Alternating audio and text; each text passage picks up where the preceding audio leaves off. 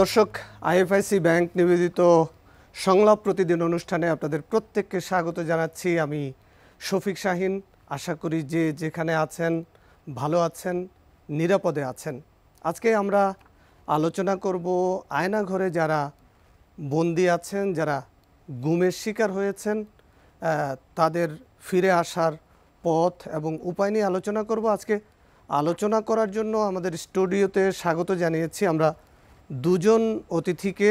তাদের একজন নুসরাত জাহান লাবণী, যিনি মাজহারুল ইসলাম রাসেলের ছোট বোন, যিনি দীর্ঘ 11 বছর ধরে গুমের শিকার।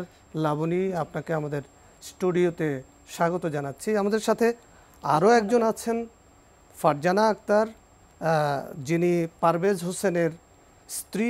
তাকেও আমরা স্বাগত জানিয়েছি। তার আকুতির কথা শোনার জন্য অপেক্ষার যে প্রহর গুনছেন তিনি দীর্ঘ 11 বছর ধরে। আমরা আপনাকেও স্বাগত জানাচ্ছি আমাদের স্টুডিওতে।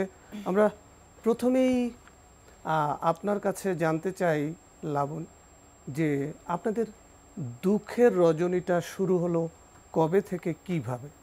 জি, আমার ভাই মাজহারুল ইসলাম রাসেল, যিনি গত 2013 সালের ডিসেম্বরের 4 তারিখে বসুন্ধরা আবাসিক এলাকায় যায়।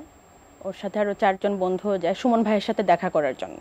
তো আপনারা সবাই জানেন যে 5ই জানুয়ারির নির্বাচনকে কেন্দ্র করে তখনকার দেশের কন্ডিশন খুব একটা ভালো ছিল না, অবরোধ, হরতাল এগুলো চলছিল। তো সেই নির্বাচনটা হওয়ার কথা ছিল 2014 সালের 5ই জানুয়ারি। জি, কিন্তু আপনার ভাই গুমের শিকার হলেন 2013 সালের ডিসেম্বরের 4 তারিখ। তার মানে ওখান থেকে এক মাস একদিন আগে।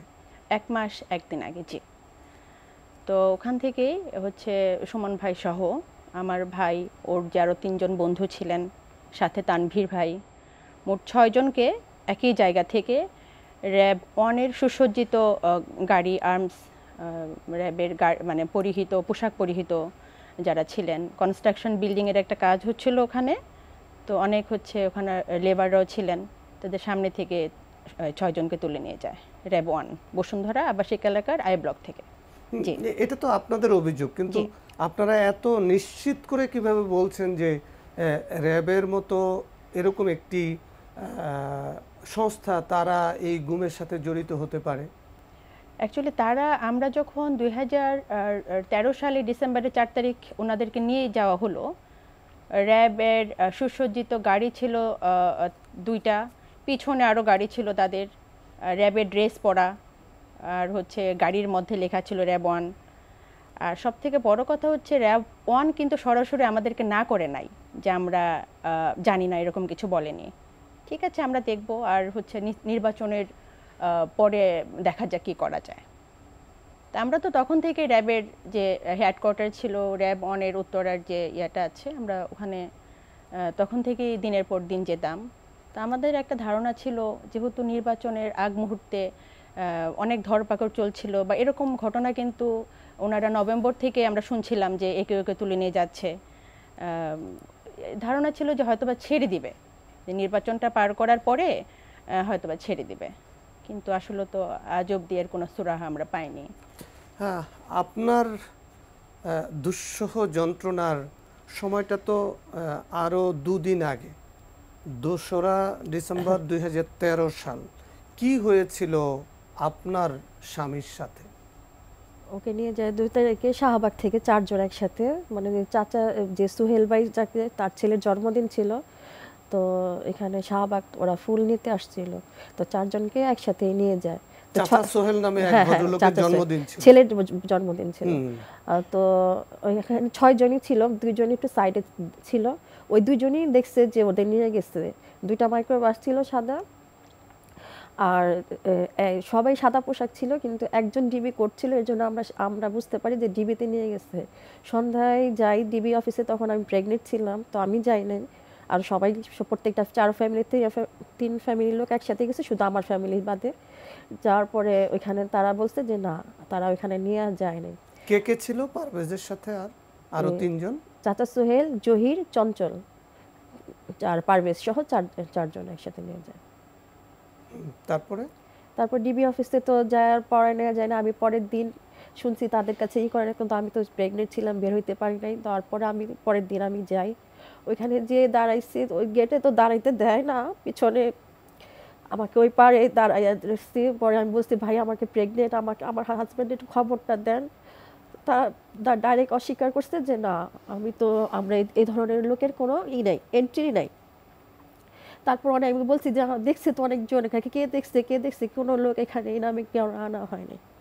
এরপর থেকে আমি সব জায়গায় তারপরে শুনি যে সবাই বলে কোর্টে, প্রতিদিন কোর্টে মেয়েটাকে নিয়ে যা দাঁড়ায় থাকতাম, বিকেলে আসতাম, কিন্তু কোর্টেও তোলা হয়নি।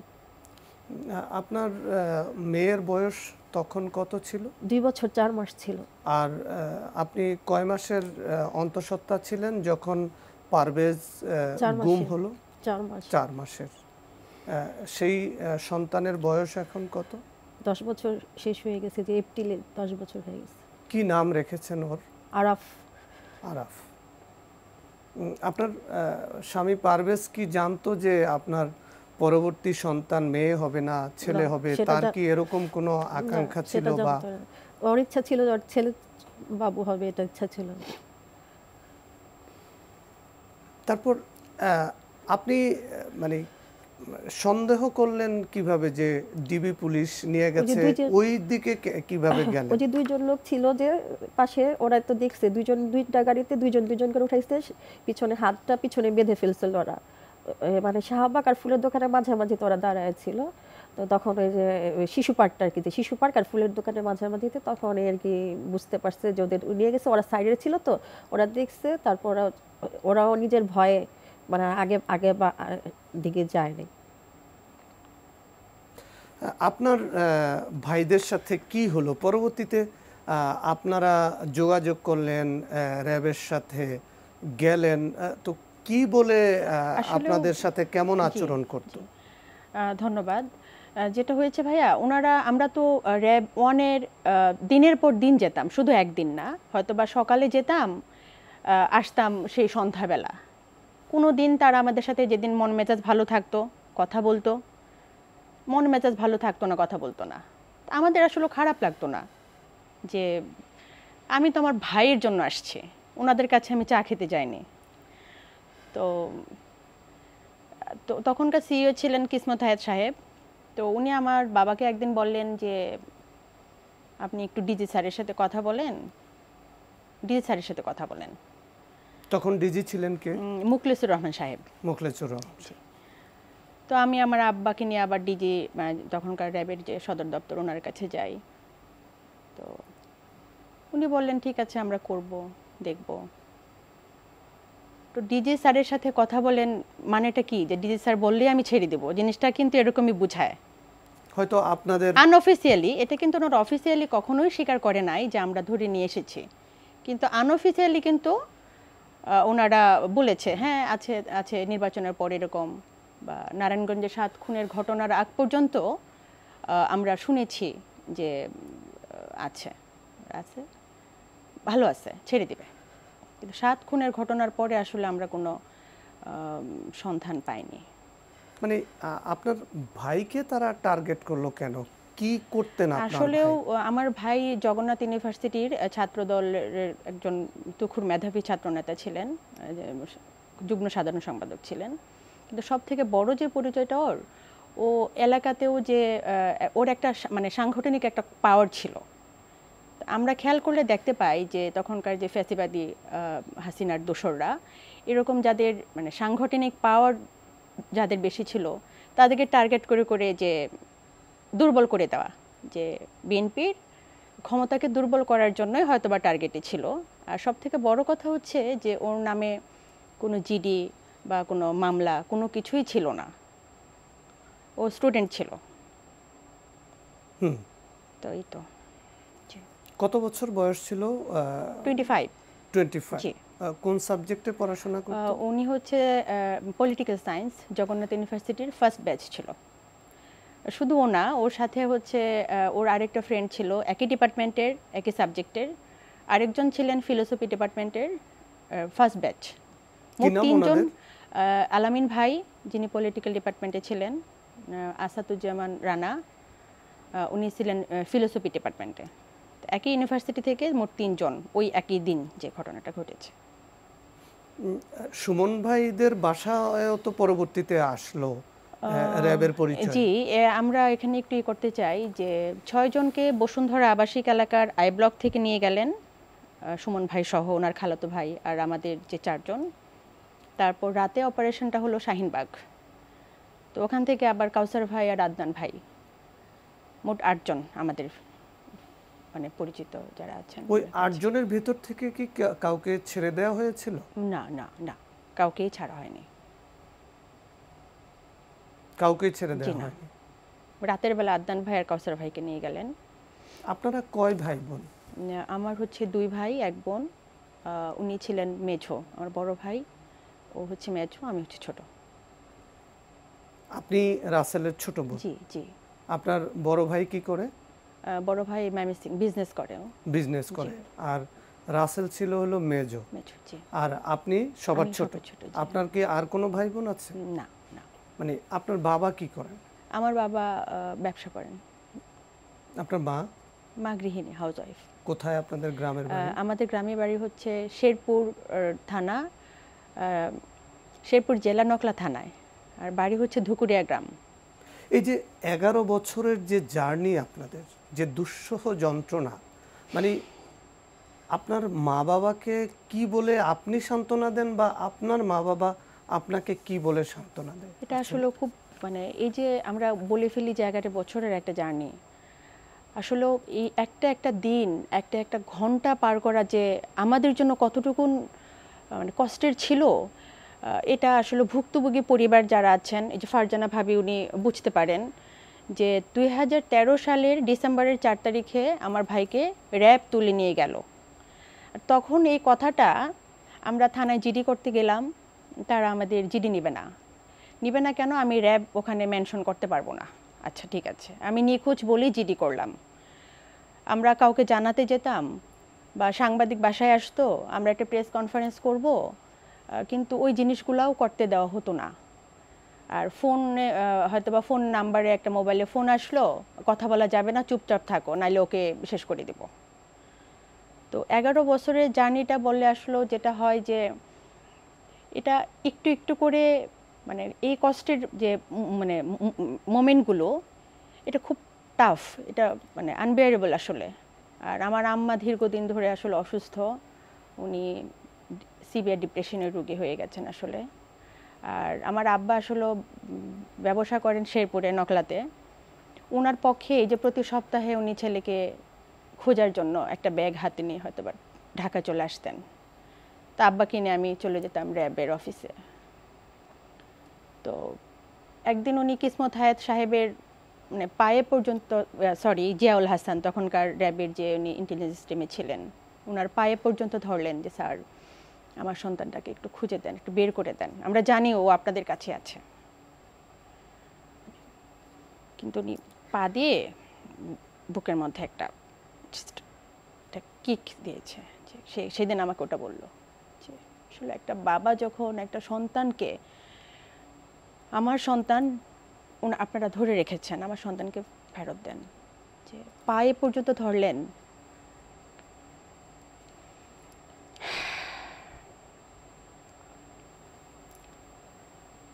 প্রতিটা সময় আমাদের এদিক থেকে আমরা এভাবেই পার করেছি।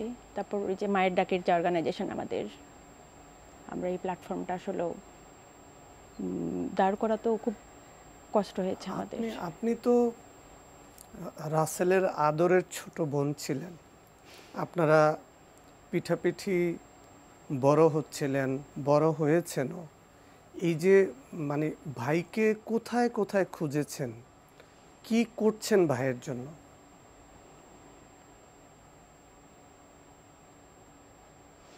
আসলে ভাইয়া এটা না মানে এক্সপ্লেন করাটা আমার জন্য একটু টাফ হয়ে যায়। ও আমার 3.5 বছরের বড় ছিল, তো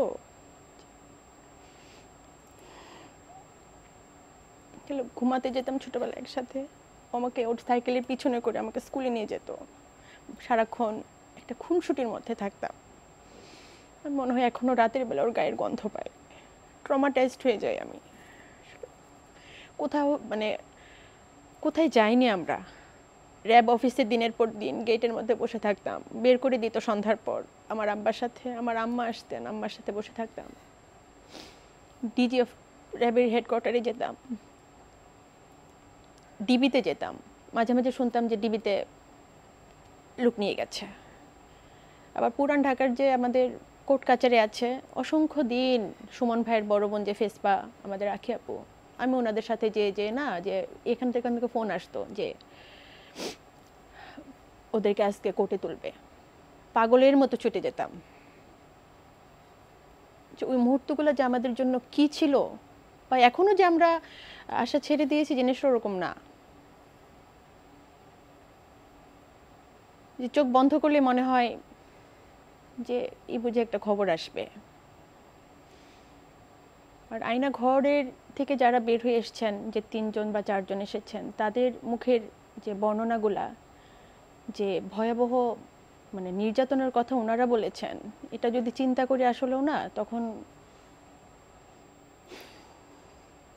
কোনো আশা পাই না আসলে।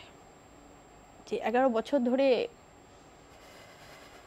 এতটুকুন যন্ত্রণা সহ্য করে কি মানুষগুলো বেঁচে আছে? আর আমরা কিন্তু মানে সরাসরি বলছি যে র্যাব অন তুলে নিয়ে গেছে। আমরা কিন্তু বলছি না যে আমরা দেখি নাই বা আমরা জানি না।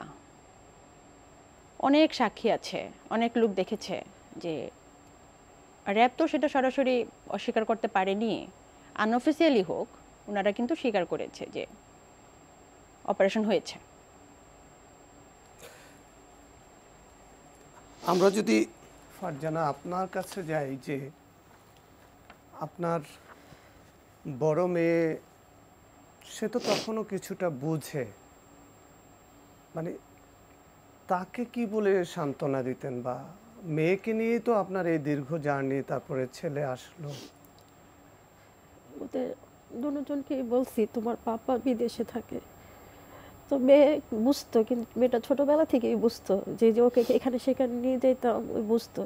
তো ছেলেটা বলে কি, মামুনি সবার পাপা তো ফোন দেয় বিদেশ থেকে, আমার পাপা ফোন দেয় না কেন? তখন আমি বলি তোমার পাপার যেখানে থাকে ওইখানে নেটওয়ার্ক থাকে না, এর জন্য ফোন দিতে পারে না। কয় কখন দিবে? আমি অনেক রাতে দেয়, তখন তুমি ঘুমায় থাকো। আমাকে একদিন একটু কথা বলো আমার পাপার সাথে, আমি একটু কথা বলতে চাই।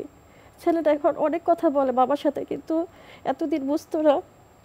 কিন্তু এখন কয়েকদিন যাবৎ ওই যে 5ই জানুয়ারি, এই যে 5ই আগস্টের পর থেকে ও বুঝে যে ওর বাবাকে হাসিনা ধরে নিয়ে গেছে। এখন ও বলে কি, মামুনি জানো আমি নামাজ পড়ে দোয়া করি, জুমার দিন নামাজে যে এসে বলে আমি দোয়া করি যে হাসিনা যাতে আর বাংলাদেশে না আসতে পারে, তাহলে আর কাউকে গুম করতে পারবে না। আমার ছেলে এই কথা বলে, যেদিন এই কথা বলছে আমি নিজে অবাক হয়ে গেছি যে আমার ছেলে কি বলে।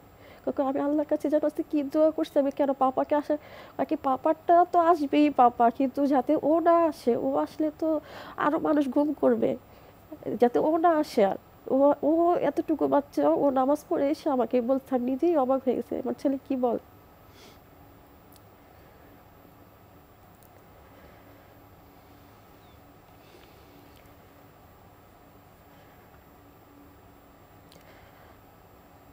প্রতিটা দিন আমাদের জন্য অনেক কষ্টের হয়ে দাঁড়ায়।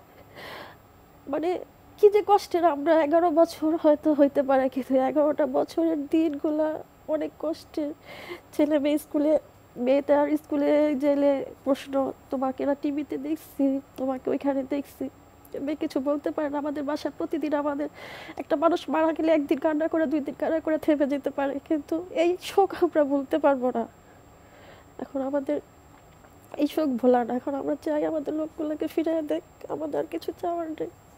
আপনার কাছে যেতে চাই লাবণী, যে আপনি 2009 সালে ঢাকা আসলেন, আপনার বড় ভাই ঢাকায় থাকেন, তিনি বাসা নিয়েছেন, রাসেল এবং আপনারা পড়াশোনা করছেন। জি তো 13 সালে আপনার ভাই গুম হয়ে গেল, জি। আপনি আস্তে আস্তে বড় হতে থাকলেন, পড়াশোনা শেষ করতে। তো মানে আপনাদের পরিবারটাকে সামাজিকভাবে, রাষ্ট্রীয়ভাবে কিভাবে ট্রিট করা হতো? যে প্রথমেই আসলেও ভাই নিখোঁজ হওয়ার পর কারো কাছে কিছু মানে বলতে পারতাম না, যে চুপে চুপে হয়তো বা পুলিশের কাছে যাচ্ছি, র্যাবে অফিসে যাচ্ছি, মেবি মিডিয়ার সামনে আমরা 2014 সালের ফেব্রুয়ারির দিকে একটা বায়ের ডাক দিয়ে একটা প্রেস কনফারেন্স করি, তারপরে মোটামুটি সবাইকে জানানো। তো ইউনিভার্সিটিতে যাচ্ছি, ওর ভাই গুম হয়েছে না, বা সামাজিকভাবেও যে ওর বাবার ছোট ছেলেটা তো গুম হয়ে আছে, আমিনুল ভাই, আমার বাবার নাম হচ্ছে আমিনুল ইসলাম। ও ভালো না ছেলেটা, নিশ্চয়ই কোনো সন্ত্রাস করতে যাচ্ছিল। মানে ভিন্ন মত পোষণ করাটা ছিল আমাদের কাছে একটা সেই অপরাধ। ফ্যাসিস্ট সরকারের আমলে একটা অপরাধ। অথচ হওয়ার কথা ছিল উল্টো। জি, আপনার ভাইকে যারা গুম করলো বা যে যারা এটার সাথে কোনো একটা জড়িত রিকশাওয়ালাও তাদেরকে হয়তো বা অপরাধী বলছে, ভাবা উচিত জি ছিল। জি, কোনো একটা রিকশাওয়ালাও হয়তো বা বলছে ওরে ধরে নিয়ে গেছে, ও তো সন্ত্রাসী কার্যক্রম চালাচ্ছিল, এই জন্য ওকে ধরে নিয়ে গেছে। গুম পরিবার, এটা হচ্ছে আমাদের প্রথম আইডেন্টিটি, যে আমি গুম পরিবারের সন্তান, আমার ভাই গুম হয়ে গেছে। আপনার উপরে প্রেশারটা কেমন আসছে? ধরেন আপনি আরেকটা পরিবারে আসছেন, আপনার স্বামী গুম হয়ে গেল, আপনার পরিবারে আপনার বাবা বা মায়ের পরিবার থেকে কি কোনো প্রেশার ছিল না যে তুমি চলে আসো, আর কতদিন অপেক্ষা করবা, এরকম কি কোনো প্রেশার ছিল? বা তারা কিভাবে কতটা মানবিকভাবে আপনাকে সাপোর্ট দিয়েছে? ও যেদিন গুম হয় ওই দিনই আমি আমার বাবার বাসায় চলে আসি মেয়েকে নিয়ে। না, আমার তো এমনি কোনো ই করে, কিন্তু এলাকার লোকজন বলতো আমার বাবাকে যে ওর মানে আমার হাজবেন্ডের কথা বলতো, ওর মেয়ের জামাই মেয়েকে ফেলে রেখা চলে গেছে বাচ্চা সহ। আমার আব্বু এইটা সহ্য করতে পারতো না। আব্বু এসে এসে বাসায় কান্না করতো, মানুষকে বুঝাইতো। তখন তো পত্রিকায় এত দিত না। আমার আব্বু 2016 সালে স্ট্রোক করে মারা যায়। আমার মনে হয় আমার আব্বু আমার চিন্তা করতে করতে স্ট্রোকটা করে। আমার আব্বু শেষ দোয়া ছিল আমার জন্য, ফজরের নামাজ পড়ে আব্বু আকাশের দিকে তাকাবে, আল্লাহ আমার মেয়ের মুখের দিকে তাকাইতে পারি না। ওই দিনে আমার আব্বু মারা গেছে।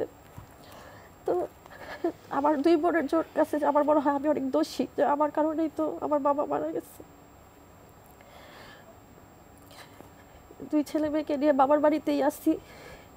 তো 16 সাল থেকে আমার বাবা মারা গেছে, তারপরে মাই দেখাশোনা করছে 2020 সাল পর্যন্ত। তারপর 20 সালের পর থেকে আমি আমার ছোট বোনের শ্বশুর বাড়িতে আসছি 2 বাচ্চা নিয়ে। সবাই কষ্ট করে, গুম পরিবার সবাই সবার রকম, কিন্তু আমি যেগুলো ফেস করছি এগুলা মানে বইলে শেষ করতে পারবো না ভাই। ছোট বোনের শ্বশুর বাড়িতে 2 বাচ্চা নিয়ে যে একটা মেয়ের থাকা কত কষ্টের।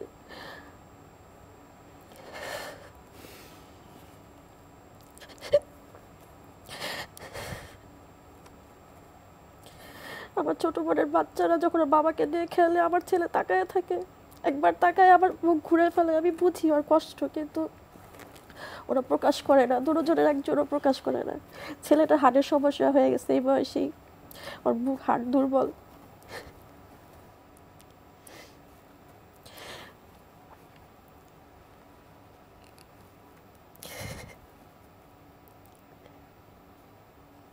এই যে আপনাদের এত যন্ত্রণা, এত দুঃখ, অথচ যারা গুম করলো বা গুমকাণ্ডের নির্দেশদাতা, তারা আবার উপহাস করে বলতো যে এরা অভিমান করে কোথাও চলে গেছে, পালিয়ে আছে। সেটাও তো আপনাদেরকে শুনতে হয়েছে। এটা একবার না, বহুবার শুনতে হয়েছে। ইভেন এখনো মনে হয় আয়না ঘর শব্দটা নিয়ে কিছু মানুষ উপহাস করছেন। যে আমরা যখন স্বরাষ্ট্রমন্ত্রী বরাবর চিঠিটা দিলাম, ওনাকে জানালাম, শুধু স্বরাষ্ট্রমন্ত্রী না, অনেকজনের কাছেই তো গিয়েছি, না না ও ও তো প্রেম করে পালাই গেছে, তো জঙ্গি সংগঠনের সাথে জড়িত ছিল না, লুকায় আছে। মানে বিএনপি কে এগুলো জঙ্গি সংগঠন, ছাত্রদলকে জঙ্গি না, সংগঠন? ভিন্ন মত পোষণ করাটাই হচ্ছে যেভাবে যখন যারা ব্যাখ্যা দিতেন আর কি, সন্ত্রাস, জঙ্গি, এক একবার এক একভাবে ব্যাখ্যায় আসতো এগুলো। আর এগুলো আসলে ব্যথিত করতো, কিন্তু ওই যে ভাইকে বা সন্তানকে ফিরে পাওয়ার আকুতির থেকে বেশি ব্যথা এটা ছিল না। হ্যাঁ, ব্যথিত করেছে আমাদের, যেভাবে বলছে। কিন্তু ওই যে আমার ভাইকে ফেরত চাই বা বাবা সন্তানকে ফেরত চাই, আবার যেতাম, আমরা আবার যেতাম, আমরা বারবার গিয়েছি। মানে এতে কোনো আমার আব্বা একদিন হচ্ছে আমার ভাই বিভিন্ন চাকরির পরীক্ষা দিচ্ছিলেন, তখন ও 34তম বিসিএস পরীক্ষায় উত্তীর্ণ ছিলেন, রিটেনে ভাইবার প্রস্তুতি নিচ্ছিলেন। সারাক্ষণ ঘর ভর্তি ওর বই খাতা ছিল, ম্যাপ দাগায় দাগায় পড়াশোনা করতো, সামনে পরীক্ষা, ভালো কিছু করতে হবে, একটাই টার্গেট, অনার্সে মাস্টার্সে দুটাতে ফার্স্ট ক্লাস। যে আমার বাবা হচ্ছে এনআইসিআই পরীক্ষা দিয়েছিল, রিটেনে টিকেছিল, এগুলো নিয়ে জিয়াউল আহসান স্যারকে দেখাচ্ছিলেন তখনকার যিনি র্যাবে ছিলেন। তো আব্বা দেখানোর পর সিঁড়ি দিয়ে নেমে গেল, একটু পরে আবার সুমন ভাইয়ের মা আর ফেসপা গেল। তো ওনাদের আবার বলতেছে এগুলো আমরা কি করব, এই যে একজন আসলেন এক কাগজপত্র দেখালেন, তো এগুলো দেখে তো আমাদের আসলে কোনো কাজ নাই, অথচ আমার বাবা ওগুলো নিয়ে গেছে, তাও যদি একটু তোমার কাছে দয়া হয়, যে তো পড়াশোনা করতো, রাজনীতির সাথে খুব একটা ইনভলভমেন্ট ওরকম করে ছিল না, এটা বোঝানো ওনাকে যে রাজনীতি মানেই হচ্ছে ওনাদের কাছে খারাপ একটা ব্যাপার, বিশেষ করে ভিন্ন মতের রাজনীতি, তাও যদি তুমি আমার ছেলেটাকে ছেড়ে দাও। কিন্তু উনি সুমন ভাইয়ের বোনের কাছে বলল, এক ভদ্রলোক কতগুলো কাগজ আমার কাছে নিয়ে আসছে, আচ্ছা এগুলো দেখে আমি কি করব। অথচ আপনাদের অভিযোগ তো ওনার বিরুদ্ধেই ছিল। আমাদের অভিযোগ ওনার বিরুদ্ধে ছিল না, এখনো আছে। র্যাব 1-এর তখনকার যারা কর্মকর্তারা ছিলেন, র্যাব 1-এর বিরুদ্ধেই আমাদের অভিযোগ। আবার পরবর্তীতে নারায়ণগঞ্জের যে 7 মার্ডার, যারা জি। আওয়ামী লীগের রাজনীতি করত, ওয়ার্ড কাউন্সিলর ছিল, জি। তাদেরকে তুলে নিয়ে যে গুম করা, তারপরে তাদের লাশ নদীতে ভেসে ওঠা, সেখানেও তো আপনারা যার বিরুদ্ধে অভিযোগ করছিলেন সেই র্যাব জিয়াউল সরাসরি আহসান, জড়িত ছিল। তার জি, বিরুদ্ধেও জি। তো অভিযোগ ছিল। জি জি জি।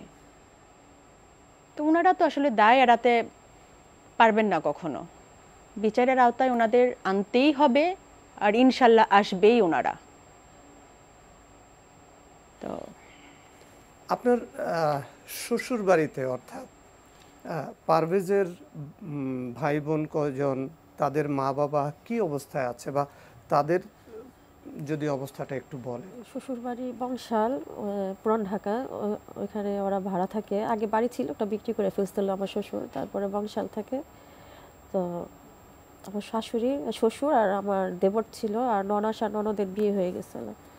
তো দেবরও বিয়ে করে চলে গেছে, আমার শ্বশুর শাশুড়ি থাকে। তারপরে 16 সালে আমার শ্বশুরও মারা যায়। আমার শ্বশুর মারা যাওয়ার 35 দিনের দিন আমার বাবা মারা যায়, মানে দুইজন 35 দিনে আগে পিছিয়ে মারা যায়।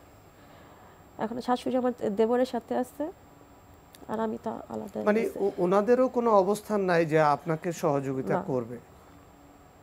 ওনাদেরও কোনো অবস্থা নেই। তাহলে মানে চলছেন কিভাবে আসলে? চলছি আমাদের ঈদ বছরে জনাব তারেক রহমান আমাদের একটু গিফট দেয়। তারপর আমাদের এলাকার ইসাক ভাই, উনি আমাদের একটু খোঁজ খবর রাখে। তারপর ইশরাক সাদেক হোসেন খোকার ছেলে, উনিও ঈদে এরকম খোঁজ খবর রাখে।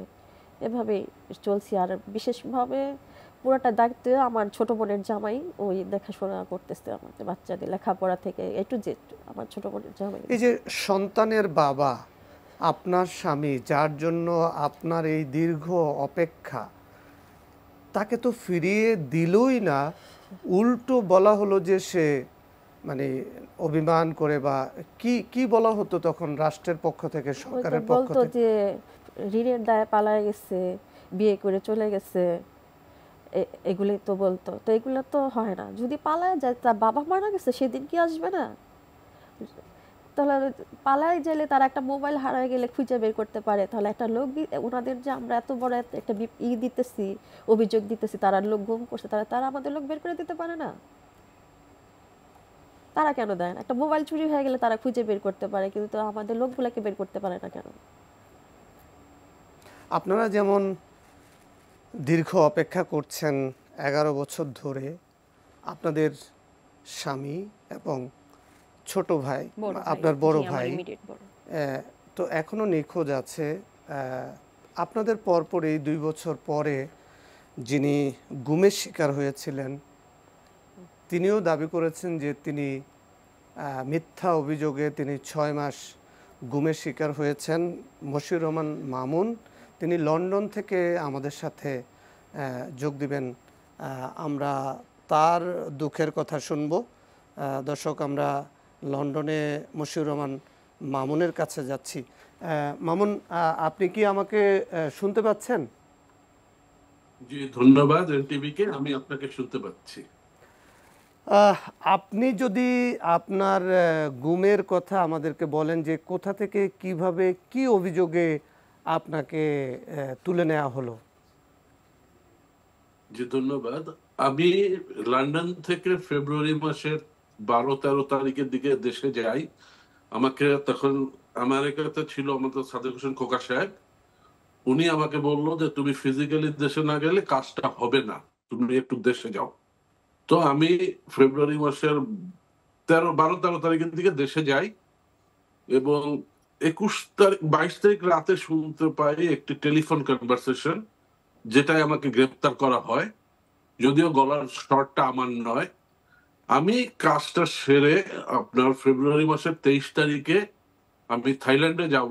থাইল্যান্ড থেকে আমি লন্ডনে চলে আসব। যে সরাসরি লন্ডনে আসছিলাম না, তার কারণ যেহেতু লন্ডন আমাদের পলিটিক্সের একটা হাব।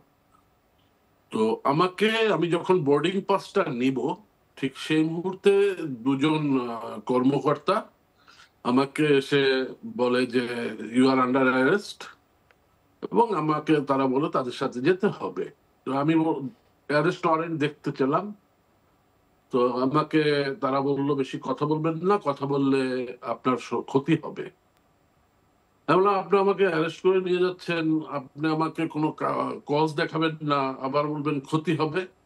তো ইন দ্য মিন টাইম জোর করে তারা আমাকে এয়ারপোর্টের দোতলা থেকে নিচতলায় ভিআইপি লাউঞ্জে নিয়ে গেল। তো ভিআইপি লাউঞ্জে দেখলাম অনেক পুলিশ। তারপরে ভিআইপি যেখান থেকে বের হয় বা যেখান থেকে গাড়িতে নামে এসে, সেখান থেকে দেখলাম প্রায় 7-8টা পুলিশের গাড়ি আমাকে গাড়িতে উঠালো, আমার চোখ বেঁধে ফেললো, হাতে হ্যান্ডকাপ পরালো এবং মাথায় একটা টুপি পরিয়ে দিল, যাতে আমি কিছু না দেখতে পাই, যেটাকে জম টুপি বলে। তারপরে গাড়িতে করে আমাকে তারা একটি অজ্ঞাত স্থানে নিয়ে যায়। নিয়ে যাওয়ার পরে আমার উচ্চতাটা মাপবে, তারপরে আমার সাথে কোনো কথা না বলে আমাকে ওই হাতে হ্যান্ডকাফ লাগানো, চোখ বাঁধা ওই অবস্থায় আমাকে বসিয়ে রাখে। তারপরে আমি তো তখনও কিছু বুঝে উঠতে পারছিলাম না। আমি যে গুম হতে পারি এরকমের আমার কল্পনারও বাইরে, কারণ একটা সভ্য দেশে তো আসলে গুম এর আগে হয়েছে অনেক, কিন্তু আমাকে যে এয়ারপোর্টের মতন একটি উন্মুক্ত জায়গা থেকে এভাবে নিয়ে যাবে, এটা আমার কল্পনারও বাইরে ছিল। তো তারপরে আমাকে নিয়ে যেয়ে আমাকে একটি ঘরে ফেলে রাখলো। তারপরে মনে হয় তখন গভীর রাত, কারণ আমি 7:30-8টার দিকে আমাকে নিয়ে যায় তারা। তো আনুমানিক তখন তো আমার সেন্স ছিল, আনুমানিক 11টা-12টার দিকে আমাকে এসে আপনার ওই যে একটা উঁচু লেভেলে ঝুলিয়ে দিল, যা মানে পা মাটির থেকে অল্প সামান্য উপরে। তো এবং প্রথম দিন কোনো কথা না বলেই তারা আমাকে শারীরিকভাবে চরম নির্যাতন করলো।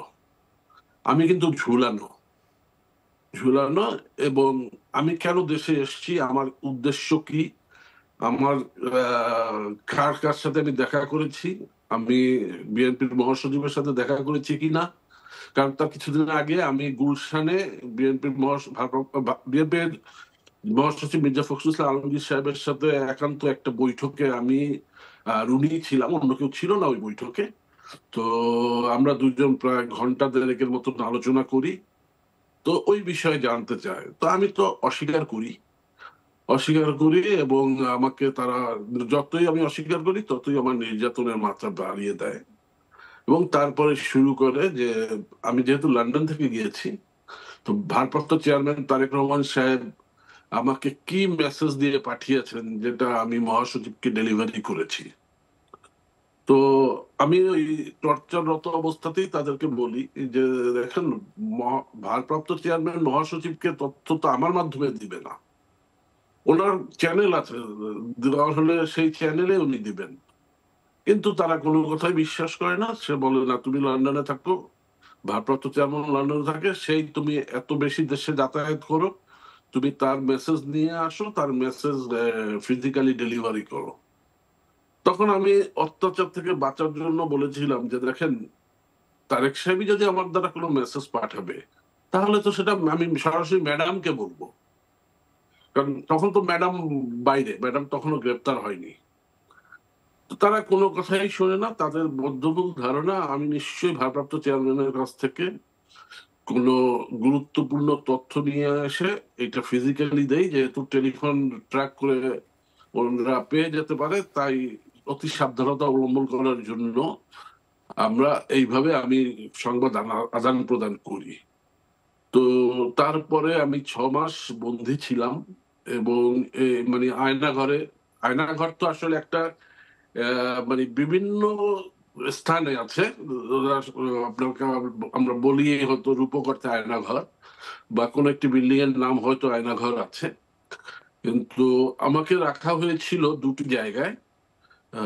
একটি জায়গা যেটা জিয়া আন্তর্জাতিক বিমানবন্দরের খুবই নিকটে, কারণ আমি কমার্শিয়াল ফ্লাইটের ওঠানামার শব্দটা শুনতে পেতাম।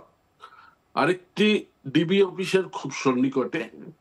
ডিবি অফিসের সন্নিকটে কিভাবে বুঝলাম, কারণ আমাকে যখন ডিবি অফিসে 6 মাস পরে ওপেন করা হয়, সেই আমাকে যে গাড়িতে করে আনা হয়েছিল ডিবি অফিসে, ওখান থেকে আমার 3-4 মিনিট লেগেছে আসতে। তো এটা দিয়ে আমি ধরে নিয়েছিলাম যে আমি ডিবি অফিসেরও সন্নিকটে ছিলাম। আরেকটা জায়গায় যে আমাকে যে গাড়িতে করে তারা আনা নেওয়া করতো, এবং ওই ডিবি অফিসের থেকে বিমানবন্দরের যে দূরত্ব, ওটার সাথে যদিও আমার চোখ বাঁধা থাকতো, দুটা লেয়ারে চোখ বাঁধা থাকতো, একটা জোন টুপি পরানো তো, তার উপরে আবার কাপড় দিয়ে বেঁধে দিত, যাতে মিনিমাম রিস্ক নিত না তারা। তো এইভাবে আপনার আমি বুঝতে পারতাম যে এই যে দুটো জায়গায় আমি থাকছি। এবং নির্যাতনের কথা আপনাকে বললে, 6 মাসের নির্যাতন তো আপনার ধরেন এই অল্প সময়ে আপনাকে আমি বলতে পারবো না, কিন্তু মেরে ফেললে হয়তো আমি বেশি শান্তি পেতাম। এই যে 6 মাস আমার দেখেন, এই যে হাতের আঙ্গুলের নখ গুলো সব উঠে ফেলেছে, পায়ের নখ গুলো উঠিয়ে ফেলেছে, আমি এখন পঙ্গু। আমি কিন্তু আমি 5 মাইল দৌড়াতাম, এখন আমি হাঁটতে পারি না। আমাকে মানে একদম শেষ করে দিয়েছে, আমার ব্যবসা বাণিজ্য শেষ করে দিয়েছে, আমার ধানমন্ডির ঘর বাড়ি দখল করে নিয়েছে, আমাকে আমার বিরুদ্ধে তৎকালীন মানে ওই স্বৈরাচারী সরকারের আমলের মিডিয়াগুলো, যেমন বিশেষ করে 71 টিভি এবং সময় টিভি, আমি নামই উল্লেখ করলাম, তারা আপনারা যদি ওই সময় ফুটেজ দেখেন, আমাকে তারেক রহমান সাহেবের সহযোগী বলে আমার ঘর বাড়ি পর্যন্ত দখল করে নিয়েছে। আরেকটা জিনিস, আমরা হ্যাঁ অনেক মামুন, কর্মকর্তার নাম বলি, এটা তো কিন্তু এখানে তখন বেনজির আহমেদের যেটা ভূমিকা ছিল জি আমরা কেউ বলি না। জি জি জি, এটা তো তখন তখনকার রিজিম অর্থাৎ গভর্নমেন্ট যে ন্যারেটিভ তৈরি করে দিত, বা আইন শৃঙ্খলা রক্ষাকারী বাহিনী যে ন্যারেটিভ তৈরি করে দিত, তখন সেই ন্যারেটিভ অনুযায়ী কিছু কিছু গণমাধ্যম সেভাবেই অভিযুক্তদেরকে প্রজেক্ট করত। 5ই আগস্টের পর তারা তো সবাই পালিয়েছেন, কেউ কেউ ধরা পড়েছেন। কি আশা করছেন যে আপনার ভাইকে কোথায় কিভাবে রাখা হয়েছে? আপনার ভাইকে কি আসলে আয়নাঘরে রাখা হয়েছে? আসলে আয়নাঘর থেকে যারা বের হয়ে এসেছেন তাদের বক্তব্য যদি আমরা শুনি, যে এভাবে একই কায়দায় চোখ বেঁধে কালো কাপড় পরিয়ে নিয়ে গেছে, তাদেরকে কোথায় রেখেছেন? আয়নাঘরে রেখেছেন। আর আমার ভাই সহ যারা আছেন ওই সময়ে যারা গুম হয়েছেন, কেউ মানে কেউ যদি এসে বলতেন যে এরকম হয়েছে, তাহলে তো জিনিসটা আমরা বুঝতে পারতাম।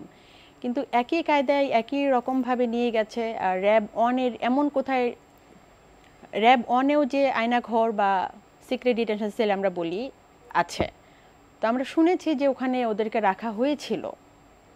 তো তারপর নারায়ণগঞ্জে যে 7 খুনের ঘটনাটা ঘটে, ওখান থেকে সরিয়ে নিয়ে যায়। এখন সরিয়ে নিয়ে কোথায় যায় এরপরে আসলে আমরা কোনো কিছু জানতে পারিনি। পারভেজ কোথায় আছে, কি অবস্থায় আছে? সেটা তো আমি জানি না কোথায় আছে, কিন্তু যারা আয়নার ঘর থেকে বেরিয়ে আসছে 5ই আগস্টের পরে, তাদের বর্ণনাতে শোনা গেল যে আরও লোক আসছে। এরপর থেকে আশাবাদী যে আমাদের লোকগুলা আসছে। আর তাদের মুখের বর্ণনা যে দিচ্ছে, যে ভাই একটু আগে যে বললো কত কষ্ট করে রাখছে, এই যে বলছে মাইকেল চাকমারা যে বলছে যে খাবারগুলো যে দিচ্ছে, এই খাবারগুলোর কথা শোনার পরে থেকে আমরা এখন ভালো খাবার খাইতে পারি না। ভালো খাবার সামনে নিলে খুব কষ্ট হয় যে এই খাবারটা আমরা কীভাবে, ওরা তো এই খাবারটা খাইতে পারে না। আমরা এখন ভালো খাবার খাইতে পারি না। 5ই আগস্টের পর থেকে আমরা এখন আরও অসুস্থ হয়ে যেতেছি। এখন আর পায়ের শক্তি নাই যে একটা জায়গায় দাঁড়ায় থাকার, একটা কিছু করার, আর অসুস্থ হয়ে পড়তেছি। যে ভালো খাবারটা দেখলে বুঝি ও তো খায় না, সরাই রাখি, বাড়ির কাউকে বুঝতে দিই না যেটা আমি খাবো না, বলি কি না ভালো লাগে না, খাবো না, কিন্তু খাবারটা আমার খেতে ইচ্ছা করে না, কীভাবে খাবা, ও তো ভালো খাবার খায় না। আপনি তো 5ই আগস্ট আপনার স্বামী ফিরবে, 6ই আগস্ট, 7ই আগস্ট, 7 আগস্ট মানে শুনলাম যে তার পছন্দের খাবার রান্না করেছিলেন, কোন আশায়, কিসের? আমি তো ছেলেকে বলে গেছিলাম তোমার পাপাকে নিয়ে আসবো, বলে গেছি তোর বাচ্চাকে বলেছে তোমার পাপাকে আজকে নিয়ে আসবো বাসায়। আমি সকালবেলা নিজে ও গরুর মাংস পছন্দ করে, আমি মাংসটা রান্না করে আসছি। আর আমার আম্মুকে বলছে আম্মু তুমি খিচুড়ি রান্না করো, আমরা আইসা পড়ব দুপুরের মধ্যে। কিন্তু যখন খালি হাতে আসছি, ছেলে মেয়ে তো খুব অপেক্ষা, পাপাকে নিয়ে আসবো, বারবার ফোন দিতেছে মামুনি কোথায়, তুমি কত দূর। তারপর একসঙ্গে বাসায় চলে আসি। তখন বাসায় আইসা কান্নাকাটি করার পরে এখন আর কিছু ওরা প্রশ্ন করে না যে আমি কান্নাকাটি করি এর জন্য প্রশ্ন করে না যে পাপা কবে আসবে বা এগুলো এখন জিজ্ঞেস করে না। উল্টা মেয়ে ছেলেকে বুঝে মামুনির সামনে পাপার কথা কিছু বললো না, মেয়ে ছেলেকে বলে দেয় যে তুমি বললো না কিছু মামুনির সামনে। আমরা একটু মামুন ভাইয়ের কাছে যাই। জি মামুন ভাই, আপনি কি শুনতে পাচ্ছেন? আপনি শুনলেন যে আমাদের পারভেজ হোসেনের স্ত্রী ফারজানা আক্তার এবং আমাদের মাজহারুল ইসলাম রাসেলের ছোট বোন আমাদের নুসরাত জাহান লাবণী বলছিল যে তারা 5ই আগস্টের পর আশাবাদী হয়েছিলেন যে তাদের ভাই এবং স্বামীকে ফেরত পাবেন, এজন্য তারা প্রস্তুতিও নিয়ে গিয়েছিলেন এবং রান্নাবান্না করে গিয়েছিলেন যে তাদের প্রিয় মুখটি আসার পরে সেই খাবার খাবেন। তো আমরা তো আপনার উপরে যে ভয়ঙ্কর নির্যাতনের কথা আপনি বললেন, সেখানে আপনার মতো আর এরকম কতজনকে দেখতে পেয়েছিলেন অথবা বুঝতে পেরেছিলেন যে কারা কারা ওই আয়না ঘরে বন্দি ছিল, বা যদি একটু বলেন। জি বলবো। আচ্ছা, এটা কি রাসেল মানে কি আমাদের জগন্নাথ কলেজের রাসেল? জি জি জি, জগন্নাথ কলেজের ছাত্র দলের সাংগঠনিক ভালো সম্পাদক। সংগঠক ছিল, ও খুব ভালো সংগঠক ছিল, আমি চিন্তাম ওকে, ও আমাকে চিনতো। এ নিয়ে আসলে আমাদের তো চোখ বাঁধা থাকতো পুরোটা সময়, কিন্তু আমরা শব্দ শুনতে পেতাম যে অসংখ্য লোক আছে ওখানে, মানে প্রচুর লোকের কান্না আহাজারি, চিনা যেত না কার গলা কোনটা, কিন্তু প্রচুর লোকের আহাজারি, টর্চারের শব্দ এইগুলো শোনা যেত। এবং টর্চার করার জন্য যে রুমে আপনাকে রাখা হতো সেই রুমেই টর্চার করা হতো। তো সুতরাং ওই শব্দগুলো ভেসে আসতাম, বিশেষ করে গভীর রাতে যখন আমাদের কাছে তো 24 ঘন্টায় গভীর রাত ছিল, তারপরও যখন আপনার নির্যাতন গুলো করা হতো আমরা ধরে নিতাম এটা মিড নাইটে করা হতো, গভীর রাতে। তো সেই আওয়াজগুলো দ্রুত ভেসে আসতো কানে, কারণ তখন তো চারিদিকে নীরবতা থাকতো। তো আছে, অসংখ্য মানুষ বেঁচে আছে। তো আমি বলবো যারা ফেরত এসছি আমরা, তারা তো ভাগ্যবান। এখন যদি বিভিন্ন যে পয়েন্টে সরকারের আয়নাঘরগুলো আছে, বর্তমান সরকারের কাছে আমি দাবি করব এই ঠিকানাগুলো উন্মুক্ত করে দিতে, যাতে যারা স্বজন হারা পরিবারগুলো আছে জনগণকে নিয়ে তারা যদি সেই সমস্ত জায়গায় সব জড়ো হয়, তাহলে আপনার হয়তো অনেককেই জীবিত পাওয়া যাবে। কারণ অনেককেই তারা হয়তো মেরে ফেলেছে, যেমন আমাকে দুবার ক্রস ফায়ার দেওয়ার উদ্যোগ নিয়েছিল, অজানা উদ্দেশ্যে হায়াত আছে দেখে বেঁচে গেছি। এরকমের অনেকেই জীবিত আছে। তো সবাই মিলে যদি, কারণ এখন এই সরকার তো আপনার একটি বৈষম্য বিরোধী ছাত্রদের আন্দোলনের পরিপ্রেক্ষিতে সারা দেশবাসী এটা সরাসরি ভোটে নির্বাচিত না হলেও ধরা যায় সরকারের একটা ম্যান্ডেট আছে জনগণের। তো তারা তো এগুলোকে উন্মুক্ত করে দিতে পারে, এই ঠিকানাগুলো জনগণকে জানিয়ে দিতে পারে, যে এই এই ঠিকানায় এরা এরা বন্দী আছে। মামুন ভাই, আর একটা প্রোগ্রেস তো আছে যে যার দিকে বা যাদের দিকে আপনাদের সন্দেহের তীর ছিল বা অভিযোগ ছিল, তাদের যিনি অন্যতম সেই ব্রিগেডিয়ার জেনারেল জিয়াউল আহসান, তাকে তো অ্যারেস্ট করা মেজর হয়েছে। জেনারেল ব্রিগেডিয়ার জেনারেল, জি, তাকে তো না, ও অ্যারেস্ট করা মেজর জেনারেল হয়েছে। প্রমোশন পেয়েছিল। জি জি বলুন। হ্যাঁ, তাকে তো অ্যারেস্ট করা হয়েছে, তো এইটা তো একটা অগ্রগতি। এখন কিভাবে সরকার তার কাছ থেকে তথ্য নিতে পারে, এবং যে ইনকোয়ারি কমিটি হলো এই যে গুমের শিকার ব্যক্তিদের খুঁজে বের করার জন্য, সেই কমিটি কিভাবে কাজ করতে পারে? আপনি যেহেতু দেশের বাইরে আছেন, লন্ডনে অবস্থান করছেন, আপনারা কিভাবে সহযোগিতা করতে পারেন সেই ইনকোয়ারি কমিটিকে? এবং জাতিসংঘের ধন্যবাদ। যে তদন্ত দল, তারাও এখনো দেশে আছে, তারাও তো তদন্ত করছে। জি, ধন্যবাদ আপনাকে। সবে আমি আপনি সঠিক বলেছেন জিয়াউল হাসানের কথা। তবে আমি বলবো শুধু একা তো জিয়াউল হাসান না, কারণ এত বড় ঘটনা কোনো একটি ব্যক্তির পক্ষে ঘটানো সম্ভব হয়নি।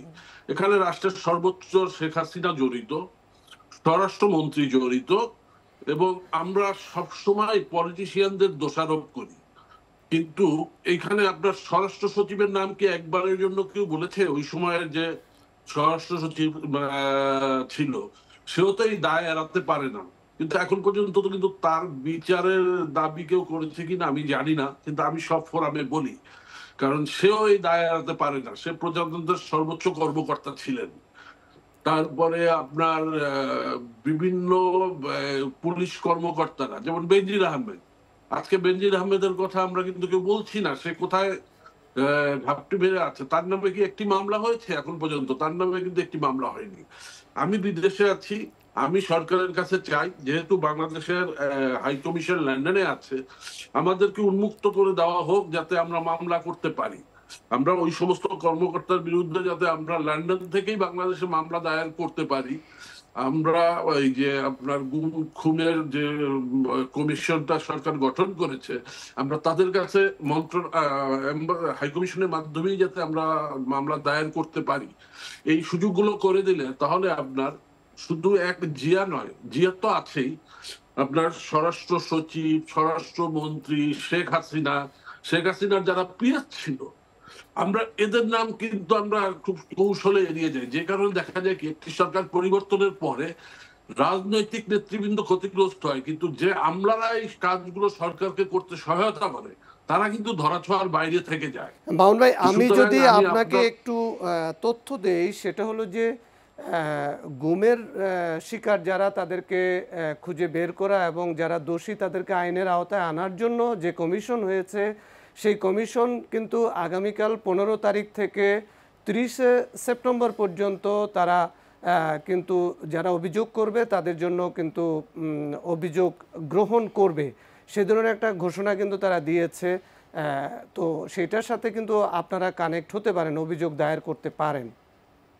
কিন্তু ওনারা যে ঘোষণা দিয়েছেন আমি পত্রিকায় দেখেছি, কিন্তু ওখানে তো অ্যাটলিস্ট একটা ইমেল অ্যাড্রেস দেওয়া উচিত ছিল। ইমেল অ্যাড্রেস দেওয়া আছে মামুন ভাই, ইমেল অ্যাড্রেস দেওয়া আছে, যেটা এনটিভিতেও আমরা আমাদের সংবাদে প্রচার করেছি, এবং আপনি চাইলে আমি ইমেল অ্যাড্রেস এবং হটলাইন দুটোই আমরা দিতে পারবো। দিবেন, কারণ আমার অভিযোগ করার যথার্থ গ্রাউন্ড আছে, কারণ আমার ঘর বাড়ি পর্যন্ত দখল করে ফেলেছে আওয়ামী লীগের লোকরা।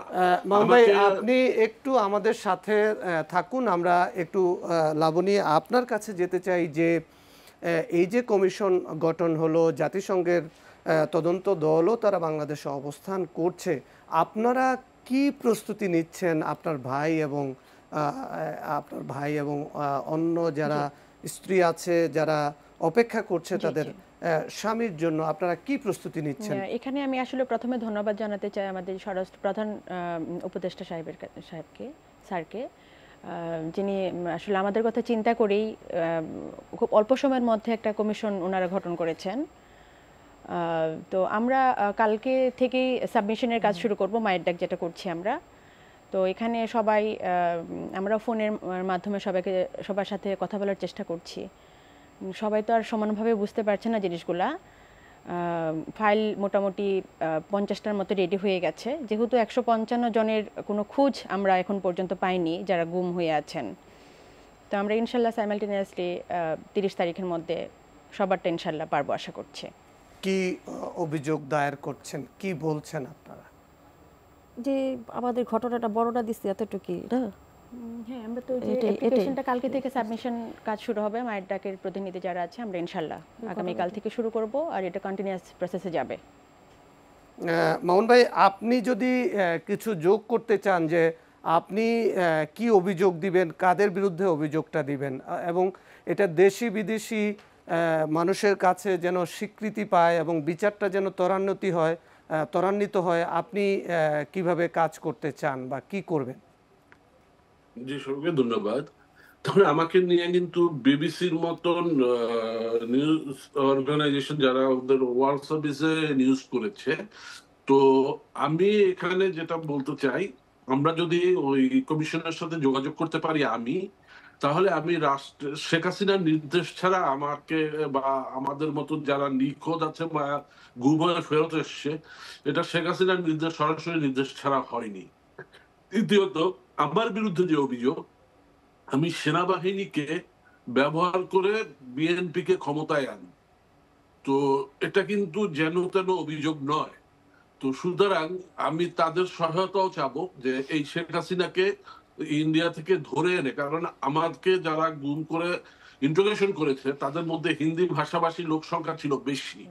তো আমি এই ভারতীয়দের কিভাবে শাস্তির আওতায় আনা যায়, সেই ক্ষেত্রে ভারতের ওই লোকদের যেহেতু নাম জানি না, তো ভারতের তৎকালীন সরকারের যে সমস্ত মন্ত্রী, কর্মকর্তা বা নিরাপত্তা উপদেষ্টা অজিত দোভাল যে কয়েকবার বাংলাদেশে সফর করেছে, তাদেরকে কিভাবে শাস্তির আওতায় আনা যায়, কারণ এটা তো মানবতা বিরোধী অপরাধ। তো মানবতা বিরোধী অপরাধের তো কোনো ব্যারিয়ার নাই যে শুধু আমার বাংলাদেশের মধ্যেই আসামি হতে হবে। আমি তাদেরকে বলবো এই জিনিসটাও বিবেচনায় আনতে, কারণ ভারতীয় শুধু আমার কাছে না, আপনি যারাই গুম থেকে ফেরত আসছে প্রত্যেককে প্রশ্ন করবেন, প্রত্যেকে বলবে যে হিন্দি ভাষাভাষী লোক তাদেরকে ইন্টিগ্রেট করেছে। তো এদেরকেও তো বিচারের আওতায় আনতে হবে। একটি স্বাধীন দেশে আরেকটি দেশের বাহিনী এসে আপনাকে এই করবে, যেমন আমাদের সালাউদ্দিন ভাইকে পাওয়াই গেল ভারতে কিভাবে হাওয়ার মধ্যে দিয়ে চলে গেল, এমনি বিএসএফ গুলি করে আপনার বর্ডারে ফেলান্ডির মতন। এই যে সেদিন স্বর্ণা দাসকে আরেকটা হিন্দু ছেলেকে সেদিন মারলো, অথচ সালাউদ্দিন ভাই কিভাবে শিলংয়ে পাওয়া গেল। তো সুতরাং ভারতীয় কর্তৃপক্ষকেও আমি জানি না আর কেউ দাবি করেছে কিনা এই বিচারের আওতায় আনতে হবে। এবং আমি আপনার মাধ্যমে মাননীয় প্রধান উপদেষ্টা মহোদয়কে এই নিবেদন করতে চাই, আপনি আমাদেরকে দিক নির্দেশনা দেখান, শুধু বাংলাদেশের লোক নয়, ভারতের যারা যারা আমাদের এই অন্যায়ের সাথে জড়িত তাদেরকে কিভাবে শাস্তির আওতায় আনার জন্য ভারতকে জবাবদিহিতার আওতায় আনতে হবে। জি নতুবা মামুন ভাই, এর আজকে সঠিক বিচার আমরা হবে না। আমাদের এই অনুষ্ঠানটা এখানেই শেষ করতে হবে। আমরা একদমই অনুষ্ঠানের শেষ পর্যায়ে এসে পৌঁছেছি। মামুন ভাই, আপনাকে ধন্যবাদ, এবং লাবণী আপনাকে ধন্যবাদ, এবং ফারজানা, আপনাদের তিনজনকেই ধন্যবাদ জানাচ্ছি। আমরা চাই যে আপনাদের স্বজনরা যেন ফেরত আসে, এবং মামুন ভাই যে নির্যাতনের শিকার হয়েছেন তিনিও যেন ন্যায় বিচার পান, এবং এই ধরনের ভয়ঙ্কর মানবতা বিরোধী অপরাধ কর্মকাণ্ডের সাথে যারা জড়িত তারা যেন আইনের আওতায় আসে এবং তাদের জন্য বিচার নিশ্চিত করা হয়, সেই দাবি আমাদের পক্ষ থেকেও আমরা জানাচ্ছি। আমরা চাই সেটি ঘটুক। দর্শক, আপনারা দেখছিলেন আইএফআইসি ব্যাংক নিবেদিত সংলাপ প্রতিদিন। আজকের মতো আমাদের এখানেই শেষ করতে হচ্ছে। আগামীতে হয়তো অন্য কোনো অতিথিদেরকে নিয়ে অন্য কোনো বিষয়ে আপনাদের সামনে আবারও হাজির হব। সবাই ভালো থাকুন, সুস্থ থাকুন, নিরাপদে থাকুন।